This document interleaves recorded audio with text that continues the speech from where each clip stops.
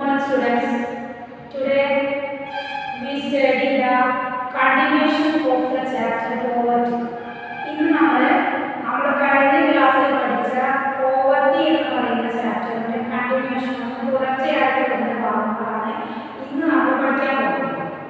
In the previous class we already discussed what is poverty, what are the causes of urban poverty and rural poverty, poverty line, above poverty and below poverty. ഇത്രയും കാര്യങ്ങൾ നമ്മൾ കഴിഞ്ഞ ക്ലാസ്സിൽ discuss ചെയ്തിട്ടുണ്ട്. ഇന്നത്തെ ക്ലാസ്സിൽ നമ്മൾ discuss ചെയ്യാൻ പോകുന്നത് എന്താണ് ഹെഡ് കൗണ്ട് റേഷ്യോ എന്നാണ്. അതല്ലെങ്കിൽ ഇന്ത്യയിലുള്ള ജനങ്ങളുടെ ദാരിദ്ര്യത്തിന്റെ അനുപാതത്തിന്റെ റേഷ്യോ, അതിന്റെ തോത് എത്രയാണ്, ഇന്ത്യയിലുള്ള ജനങ്ങളിൽ എത്ര ഭാഗം, എത്ര ശതമാനം ആളുകൾ ദാരിദ്ര്യം അനുഭവിക്കുന്നു എന്നുള്ളത് കാൽക്കുലേറ്റ് ചെയ്യുന്നത് എങ്ങനെയാണെന്ന് നോക്കാം. അതിനുശേഷം നമുക്ക് ദാരിദ്ര്യത്തിനുള്ള ഏറ്റവും പ്രധാനപ്പെട്ട കാരണങ്ങൾ, കോസസ് ഓഫ് പോവർട്ടി, ദാരിദ്ര്യത്തിന്റെ പ്രധാനപ്പെട്ട കാരണങ്ങൾ നമുക്ക് മനസ്സിലാക്കാനുണ്ട്. അതിനുശേഷം ഈ ദാരിദ്ര്യത്തെ എങ്ങനെ നമുക്ക് ഓവർകം ചെയ്യും, what are the poverty eradication programmes implemented by the government of India. നമ്മുടെ ഇന്ത്യ ഗവൺമെന്റ് ഈ ദാരിദ്ര്യത്തെ നിർമ്മാർജ്ജനം ചെയ്യാൻ വേണ്ടിയിട്ട് നടപ്പാക്കിയ പദ്ധതികളെ കുറിച്ചുമാണ് ഇന്നത്തെ നമ്മുടെ ക്ലാസ്. ഫസ്റ്റ് നമുക്ക് ഹെഡ് കൗണ്ട് റേഷ്യോ എന്താണെന്ന് നോക്കാം. ഹെഡ് കൗണ്ട് റേഷ്യോ അതല്ലെങ്കിൽ തലയെണ്ണൽ അനുപാതം എന്ന് പറഞ്ഞാൽ എന്താണ്? നമ്മുടെ രാജ്യത്ത് എത്ര ശതമാനം ആളുകൾ ദാരിദ്ര്യം അനുഭവിക്കുന്നുണ്ട് എന്നതിന്റെ ആ ഒരു റേഷ്യോ, ആ ഒരു തോത് നമുക്ക് കിട്ടുന്നതിനാണ് നമ്മൾ ഈ ഹെഡ് കൗണ്ട് റേഷ്യോ അല്ലെങ്കിൽ തലയെണ്ണൽ അനുപാതം നമ്മൾ കണക്കാക്കുന്നത്. അതിനായിട്ട് നമ്മൾ എന്ത് ചെയ്താൽ മതി? നമ്പർ ഓഫ് പുവർ, ഇന്ത്യയിലുള്ള ദരിദ്ര ജനങ്ങളുടെ എണ്ണം, അതിനെ ഇന്ത്യയിലെ ടോട്ടൽ പോപ്പുലേഷൻ കൊണ്ട് ഡിവൈഡ് ചെയ്താൽ നമുക്ക് എന്ത് കിട്ടും? ഹെഡ് കൗണ്ട് റേഷ്യോ നമുക്ക് കിട്ടും. Head count ratio is equal to number of poor divided by total population. തലയെണ്ണൽ അനുപാതം കണക്കാക്കുന്നത് ആകെ ദരിദ്രരുടെ എണ്ണത്തെ മൊത്തത്തിലുള്ള ജനസംഖ്യ കൊണ്ട് ഹരിച്ചാൽ കിട്ടുന്നതാണ് തലയെണ്ണൽ അനുപാതം അഥവാ ഹെഡ് കൗണ്ട് റേഷ്യോ. എല്ലാവരും ഈ ടേബിൾ ഒന്ന് ശ്രദ്ധിക്കുക.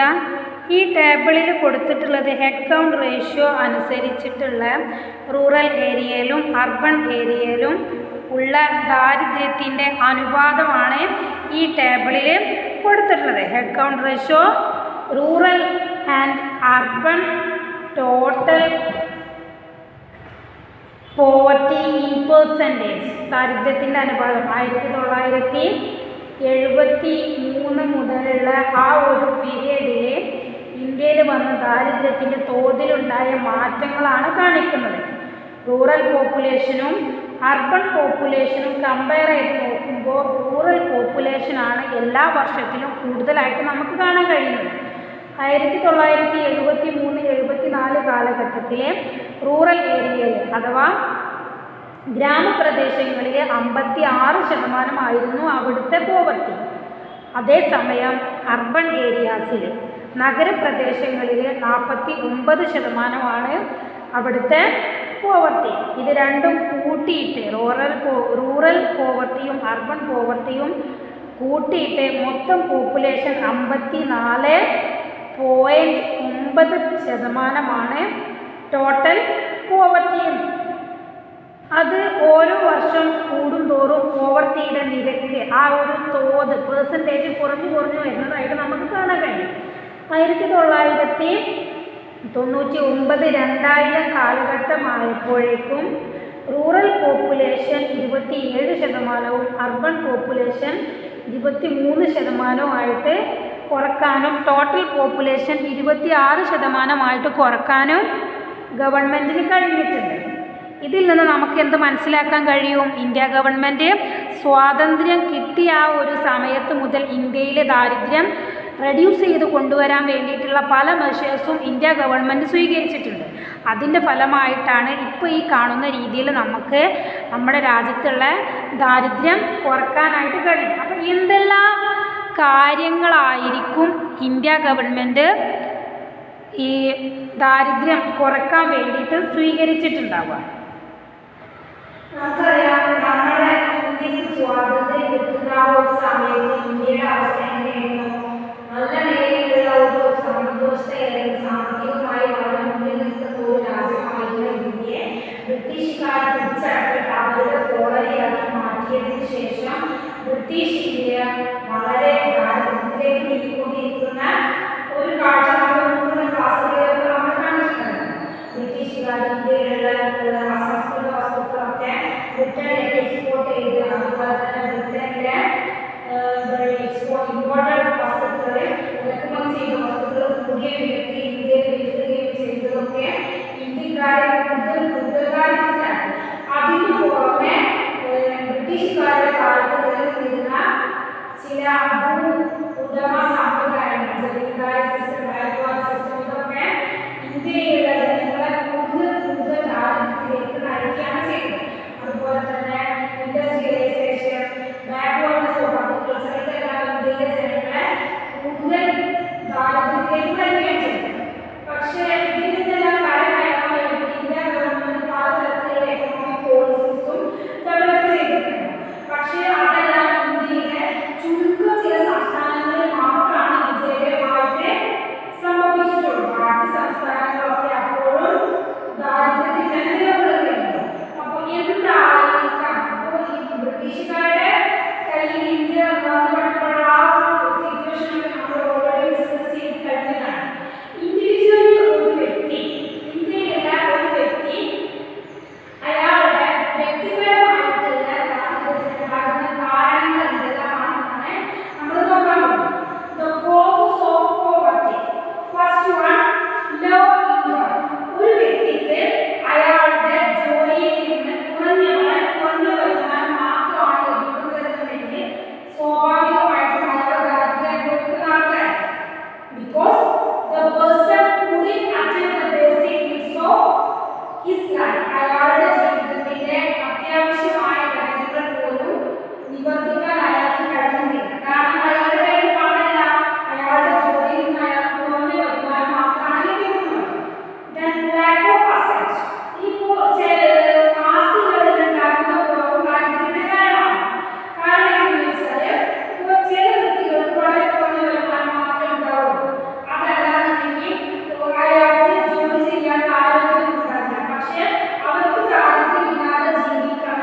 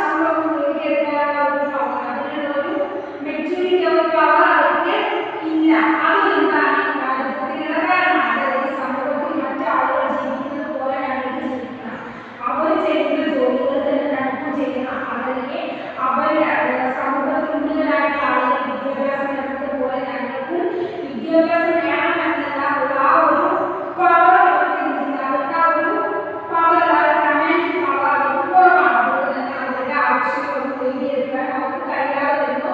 അവർ ആ രാജ്യത്തിൽ തന്നെ അവർ കഴിഞ്ഞു പോകുന്നു. പോപ്പുലേഷൻ എക്സ്പ്ലോഷൻ, ദാരിദ്ര്യത്തിലുള്ള മറ്റൊരു പ്രധാനപ്പെട്ട ആളാണ് പോപ്പുലേഷൻ എക്സ്പ്ലോഷൻ, ജനസംഖ്യാ വിസ്ഫോടനം. ബാക്ക്വേർഡ് ആയിട്ട് നിൽക്കുന്ന ആളുകളിലെ അവരിൽ എന്തായിരിക്കും വിദ്യാഭ്യാസം കുറവായിരിക്കും. വിദ്യാഭ്യാസം കുറവായിട്ട് നിൽക്കുന്ന സമയത്ത് അവർക്ക് ഫാമിലി പ്ലാനിങ്ങിനെ കുറിച്ചുള്ള ഒരു വ്യക്തമായിട്ടുള്ള ധാരണ അവർക്ക് ലഭ്യമാണ്.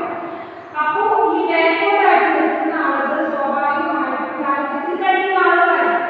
അവരെന്ത് ചെയ്യും? അവരുടെ പോപ്പുലേഷൻ പെരുകിക്കൊണ്ടിരിക്കും. അതല്ലെങ്കിൽ അവരുടെ സമ്മാനങ്ങളുടെ കൂടിക്കൊണ്ടിരിക്കും. ഓരോ വർഷം 2 വർഷം 3 വർഷം കൂടുമ്പോൾ പുതിയ പുതിയ കുട്ടികൾ അവർക്കുണ്ടായിരുന്നു. ആ കുട്ടികൾ ഉണ്ടാകുമ്പോൾ ആ കുട്ടിക്ക് ജീവിക്കാൻ വേണ്ട ചെലവ് കൂടെ വഹിക്കുന്നതായ ഈ കുടുംബനാഥനാണ്. നമുക്ക് ഒരുപാട് കുടുംബങ്ങളുണ്ട്. അപ്പോൾ ഈ പോപ്പുലേഷൻ എക്സ്പ്ലോഷൻ കാരണം ജനസംഖ്യ വിസ്ഫോടനമാണ്. കാരണം ജനസംഖ്യ പെരുകിക്കൊണ്ടിരിക്കുകയാണ്, കൂടിക്കൂടി വരുന്നത്. അപ്പോൾ അത്രയും ജനവിഭാഗത്തിന് അത്രയും ജനസംഖ്യക്ക് വേണ്ട വിഭവങ്ങളൊന്നും ഒരുക്കി കൊടുക്കാൻ ഇവർക്ക് കഴിയാതെ വരുമ്പോൾ വീണ്ടും വീണ്ടും ദാരിദ്ര്യത്തിലേക്ക് തന്നെ മാറുകയാണ് ചെയ്യുന്നത്. The last point, backward agriculture and low level of industrialization. നമ്മുടെ സാമ്പത്തിക വളർച്ച കൈവരിക്കും തോറും അഗ്രികൾച്ചർ നമ്മുടെ കാർഷിക മേഖലയ്ക്ക് പ്രാധാന്യം കുറഞ്ഞു വരികയാണ്. പക്ഷേ കാർഷിക മേഖലയ്ക്ക് പ്രാധാന്യം കുറഞ്ഞാലും ഇൻഡസ്ട്രിയൽ സെക്ടറിനും സർവീസ് സെക്ടറിനും കൂടുതൽ ഇമ്പോർട്ടൻസ്, അല്ലെങ്കിൽ ഇൻഡസ്ട്രിയൽ സെക്ടറിലും സർവീസ് സെക്ടറിലും കൂടുതൽ പുരോഗതി കൈവരിച്ചിട്ടുണ്ടെങ്കിൽ അത് എക്കണോമിക് ഡെവലപ്മെന്റ് കാരണമാണ്. കാരണം കാർഷിക മേഖല ബാക്ക്വേർഡ് ആയിട്ട് നിൽക്കുന്നെങ്കിൽ ഈ സാമൂഹികമായി പിന്നോക്കം നിൽക്കുന്ന ആളുകൾ ഒരുപാട് ആളുകൾ അഗ്രികൾച്ചർ റിലേറ്റഡ് ആയിട്ടുള്ള ജോലികൾ ചെയ്യുന്നവരായിരിക്കും, അല്ലെങ്കിൽ മാനുവൽ വർക്ക് ചെയ്യുന്നവരായിരിക്കും. ഈ കൃഷിക്ക് പ്രാധാന്യം കുറഞ്ഞതോടുകൂടി അവരൊക്കെ എന്ത് ചെയ്തിട്ടുണ്ടാവും? തൊഴിലില്ലായ്മ അവർക്ക് വരുമാനം കിട്ടാതാവും. വരുമാനം കിട്ടാതായ സ്വാഭാവികമായിട്ടും അവർ ദാരിദ്ര്യം എന്നുള്ള ആ ഒരു ദൂരമായ സിറ്റുവേഷനിലൂടെ അവർക്ക് കടന്നു പോകേണ്ടി വരും. അപ്പൊ ഇത്രയും കാര്യങ്ങളാണ് ദാരിദ്ര്യത്തിന്റെ പ്രധാനപ്പെട്ട കാരണം.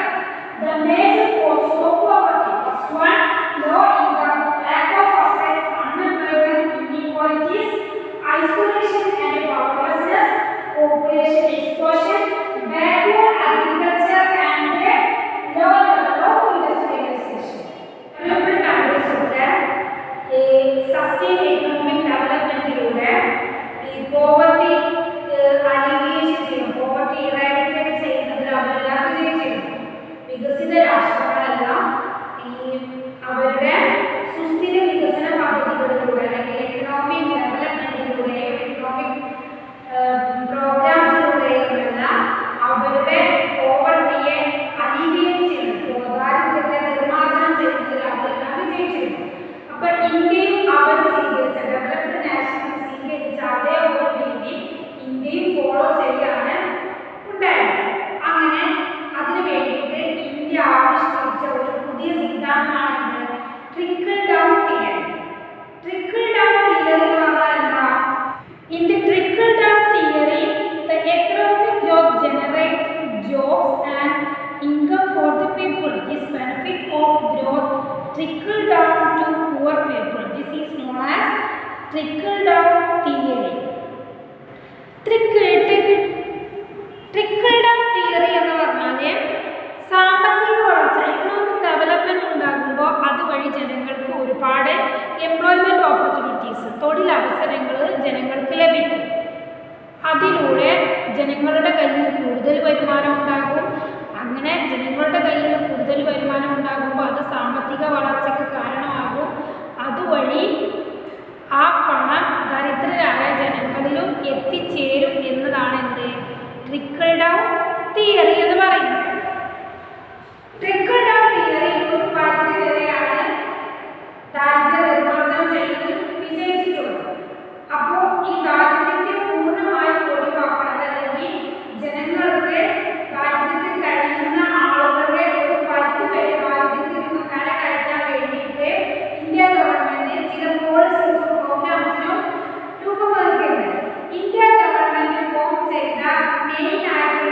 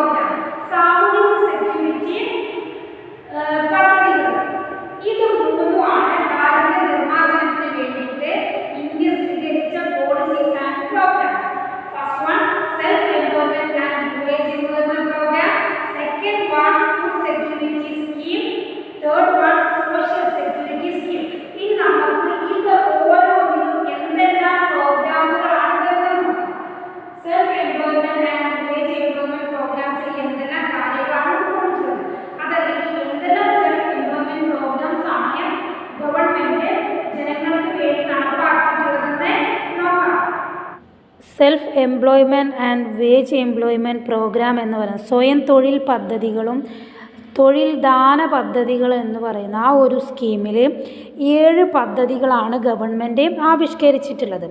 First one Swarna Jayanti Gram Swarozgar Yojana. Second one prime minister's Rozgar Yojana. Third one rural employment generation programme. Fourth one Swarna Jayanti Shahari Rozgar Yojana. Fifth one Jawahar Rozgar Yojana. Next one Nehru Rozgar Yojana. Last one national rural employment guarantee programme. ഇത്രയും കാര്യങ്ങളാണ് ഈ സ്വയം തൊഴിൽ പദ്ധതികൾ സെൽഫ് എംപ്ലോയ്മെൻറ്റ് പ്രോഗ്രാം എന്ന് പറയുന്ന ആ ഒരു സ്കീമിൽ വരുന്നത്. അതിൽ ഫസ്റ്റ് വൺ SGSY സ്വർണ്ണ ജയന്തി ഗ്രാം സരോസ്ഗർ യോജന എന്ന് പറയുന്ന ആ ഒരു സ്കീം. അത് ആദ്യകാലങ്ങളിലെ ഇൻ്റഗ്രേറ്റഡ് റൂറൽ ഡെവലപ്മെൻറ്റ് പ്രോഗ്രാം എന്ന് പറയുന്ന പേരിലായിരുന്നു അറിയപ്പെട്ടിരുന്നത്. സംയോജിത ഗ്രാമവികസന പരിപാടി എന്ന പേരിലായിരുന്നു ഈ സ്വർണ്ണ ജയന്തി ഗ്രാം സരോസ്ഗർ യോജന ആദ്യകാലങ്ങളിൽ അറിയപ്പെട്ടിരുന്നത്. ഈ സ്കീം അനുസരിച്ചിട്ട് ദാരിദ്ര്യരേഖയ്ക്ക് താഴെയുള്ള കുടുംബങ്ങളെ കണ്ടെത്തിയിട്ട് ആ കുടുംബങ്ങൾക്ക് സ്വയം തൊഴിൽ കണ്ടെത്താൻ സഹായിക്കുന്നതിനുള്ള പരിപാടിയായിരുന്നു ഇത്. ഈ ഒരു സ്കീം അനുസരിച്ചിട്ട് ദാരിദ്ര്യരേഖയ്ക്ക് താഴെയുള്ള കുടുംബങ്ങളെ ഐഡൻറ്റിഫൈ ചെയ്തിട്ട് അവരിൽ ഓരോ വ്യക്തികൾക്കാണെങ്കിൽ അങ്ങനെ, ഓരോ കുടുംബങ്ങൾക്കാണെങ്കിൽ അങ്ങനെ അവർക്ക് സ്വയം തൊഴിൽ ചെയ്യുന്നതിനാവശ്യമായിട്ടുള്ള സഹായം ഗവൺമെൻറ് നൽകുന്ന ഒരു സ്കീമാണ് സ്വർണ്ണ ജയന്തി ഗ്രാം സരോസ്ഗർ യോജന എന്ന് പറയുന്നത്. ഇപ്പോൾ തയ്യൽ പഠിച്ച ഒരാളാണെന്നുണ്ടെങ്കിൽ ആ കുടുംബത്തിന് വേണ്ടിയിട്ട് തയ്യൽ മെഷീൻ വാങ്ങാൻ വേണ്ടിയിട്ടുള്ള പണം ഗവൺമെൻറ് നൽകും. അതുപോലെ തന്നെ ഈ ചെറിയ ചെറിയ ഫാമുകൾ, കോഴി, ആട്, പശു അതുപോലെയുള്ള സംരംഭങ്ങൾ തുടങ്ങാൻ വേണ്ടിയിട്ട് ഇപ്പോൾ നമുക്കറിയാം പഞ്ചായത്തിൽ നിന്നും ബ്ലോക്കിൽ നിന്നൊക്കെ കുറഞ്ഞ വിലക്ക് അതല്ലെങ്കിൽ ഫ്രീ ആയിട്ട് കോഴി കുഞ്ഞുങ്ങളെയും പശുക്കുട്ടികളെയൊക്കെ കൊടുക്കുന്ന ആ ഒരു സ്കീം. അതുപോലെ തന്നെ കൃഷി ചെയ്യാൻ താല്പര്യമുള്ളവരാണെങ്കിൽ തെങ്ങിൻ തൈകളും അതുപോലെ തന്നെ പച്ചക്കറിൻ്റെ വിത്തുകളൊക്കെ സൗജന്യമായിട്ട് കൊടുക്കുന്ന ആ ഒരു സ്കീമിനെയാണ് നമ്മൾ സ്വർണ്ണ ജയന്തി ഗ്രാം സരോസ്ഗർ യോജന എന്ന് പറയുന്നത്. Then next one, Prime Minister's Rozgar Yojana. Prime Minister's Rozgar Yojana focus on educated unemployed. Under the primary, educated and unemployed person from low income families are given financial assistance for self-employment. ഈ ഒരു prime minister's Rozgar Yojana എന്ന് പറയുന്ന ഈ ഒരു സ്കീമിൽ എന്താണ് പറയുന്നത്, ഈ എഡ്യൂക്കേറ്റഡ് ആയിട്ടുള്ള ആളുകൾ അൺഎംപ്ലോയിഡ് ആയിട്ട് കഴിയുന്നുണ്ടാവും. ഒരുപാട് വിദ്യാഭ്യാസം നേടിയ ആളുകൾ ജോലി ഇല്ലാതെ കഴിയുന്നവരുണ്ടാവും. അവർക്ക് ജോലി കൊടുക്കാൻ വേണ്ടിയിട്ട് അല്ലെങ്കിൽ അവരെ കണ്ടെത്തിയിട്ട് അവർക്ക് ജോലി നൽകുന്ന ഒരു സ്കീമാണ് എന്ത്, അതല്ലെങ്കിൽ അവർക്ക് സ്വയം തൊഴിൽ ആരംഭിക്കാൻ വേണ്ടിയിട്ട് എഡ്യൂക്കേറ്റഡ് ആയിട്ടുള്ള ആളുകൾക്ക് അവർക്ക് സ്വയം തൊഴിൽ തുടങ്ങാൻ വേണ്ടിയിട്ട് ധനസഹായം നൽകുന്ന സ്കീമാണ് പ്രൈം മിനിസ്റ്റേഴ്സ് റോസ്ഗർ യോജന എന്നുള്ളത്. ദെൻ നെക്സ്റ്റ് വൺ REGP ഗ്രാമീണ തൊഴിലുറപ്പ് പദ്ധതി.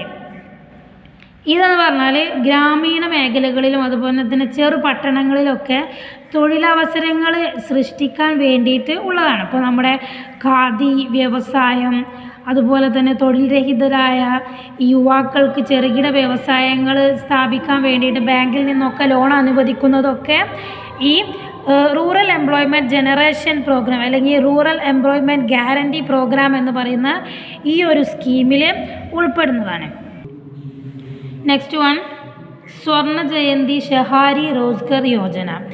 Under this scheme is both self-employment and wage employment program. It focus on urban areas. Urban areasile നഗരപ്രദേശങ്ങളിലെ അൺഎംപ്ലോയ്മെൻറ്റ് തൊഴിലില്ലായ്മ പരിഹരിക്കാൻ വേണ്ടി രൂപം കൊണ്ടതാണ് ഇത് സ്വർണ്ണ ജയന്തി ഷെഹാരി റോസ്ഗർ യോജന എന്നുള്ളത്. ഇത് സ്വയം തൊഴിലും അതുപോലെ തന്നെ കൂലിക്ക് ജോലി ചെയ്യുന്നതും വേതനത്തിന് ജോലി ചെയ്യുന്നതും കൂടി ചേർന്നതാണ് സ്വർണ്ണ ജയന്തി ഷഹാരി റോസ്ഗർ യോജന എന്നുള്ളത്. Next one Nehru Rozgar Yojana. നഗരപ്രദേശങ്ങളിലുള്ള തൊഴിലാളികൾക്ക് പ്രയോജനമാകുന്ന രീതിയിൽ തൊഴിൽ നൽകുന്ന പദ്ധതിയാണ് Nehru Rozgar Yojana. Next one NREGP national rural employment guarantee programme. നമ്മുടെ വീടിൻ്റെ ഭാഗങ്ങളിലൊക്കെ നിങ്ങൾ കണ്ടിട്ടുണ്ടാവും.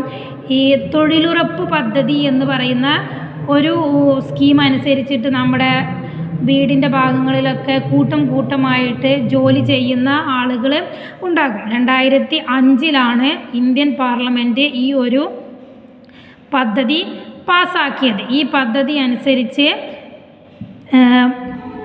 സാമൂഹികമായി പിന്നാക്കം നിൽക്കുന്ന ആളുകൾക്കും അതുപോലെ തന്നെ അവശത അനുഭവിക്കുന്ന ആളുകൾക്കൊക്കെ അവരാൽ കഴിയുന്ന ജോലിക്ക് ചെയ്യാൻ കഴിയുമെന്നുള്ളതാണ് ഈ ഒരു ദേശീയ ഗ്രാമീണ തൊഴിലുറപ്പ് പദ്ധതി എന്ന് പറയുന്നത്.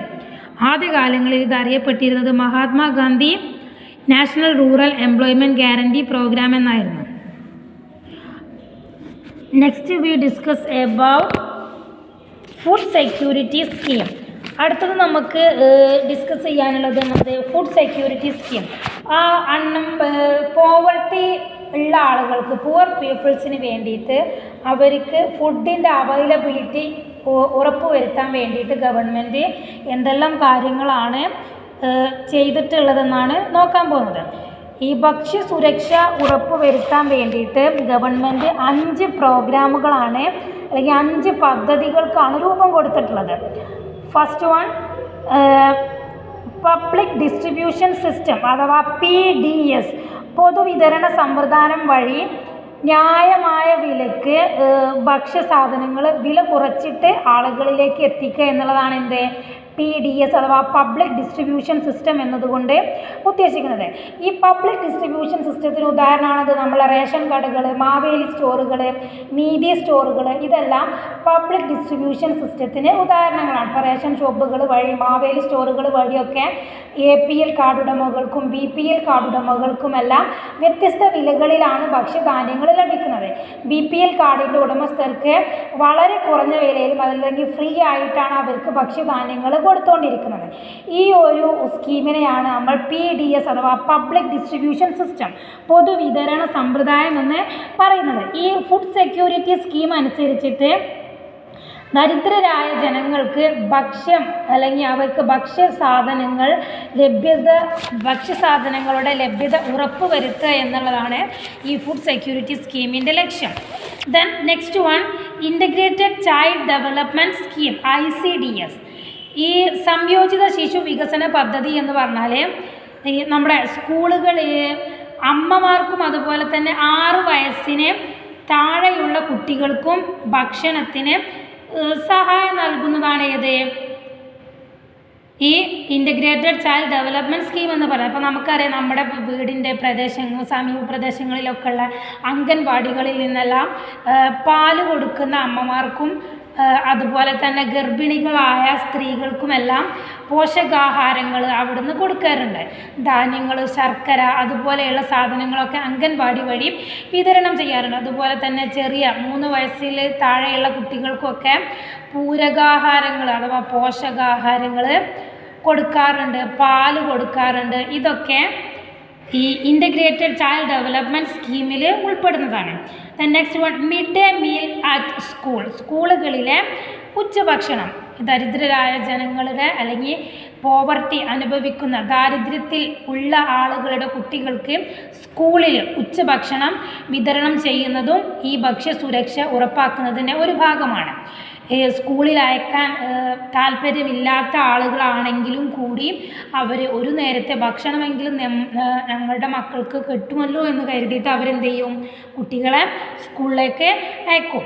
Next one Annapurna scheme.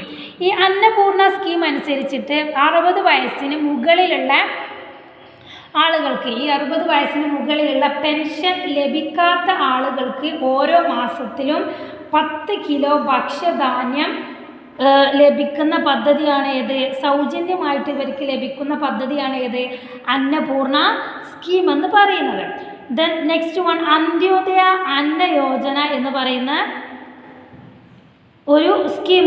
ഈ സ്കീം അനുസരിച്ചിട്ട് BPL കാർഡിലെ അല്ലെങ്കിൽ BPL കാർഡുള്ള കുടുംബങ്ങളിലേക്ക് വളരെ കുറഞ്ഞ വിലയിൽ ഭക്ഷ്യധാന്യങ്ങൾ കൊടുക്കുന്ന സ്കീമാണേത്?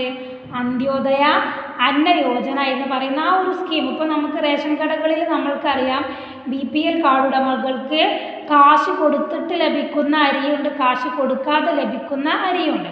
ഈ കാശ് കൊടുക്കാതെ ലഭിക്കുന്ന അരിയാണ് ഏത്? അന്ത്യോദയ അന്ന യോജന സ്കീം പ്രകാരം ലഭിക്കുന്ന ഭക്ഷ്യധാന്യങ്ങൾ. Next we discuss about social security scheme. അടുത്ത് നമുക്ക് പറയാനുള്ളതാണ് ഏത്? സാമൂഹ്യ സുരക്ഷാ പദ്ധതികൾ.